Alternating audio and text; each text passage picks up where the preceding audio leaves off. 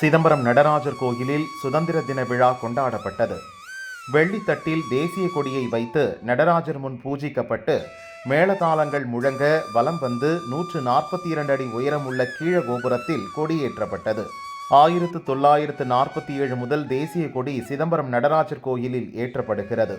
சுதந்திர தினம் மற்றும் குடியரசு தினம் என வருடத்திற்கு 2 முறை சிதம்பரம் நடராஜர் கோயிலின் கீழ் கோபுரத்தில் கொடியேற்றப்படும்.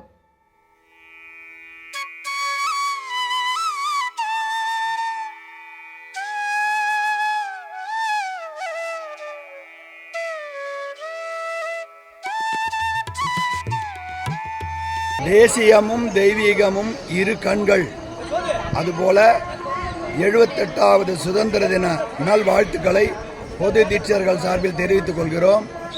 இன்றைய தினம் 78வது சுதந்திர தினத்தை முன்னிட்டு சபாநாயகர் கோயில் என்று அழைக்கப்படுகிற நடராஜர் கோயிலில் கிழக்கு கோபுரத்திலே நம்முடைய மூவர்ண தேசிய கொடியை பொது தீட்சர்கள் சார்பில் ஏற்றி மக்களுக்கு இனிப்பு வழங்கும் நிகழ்வானது நடைபெறுகிறது.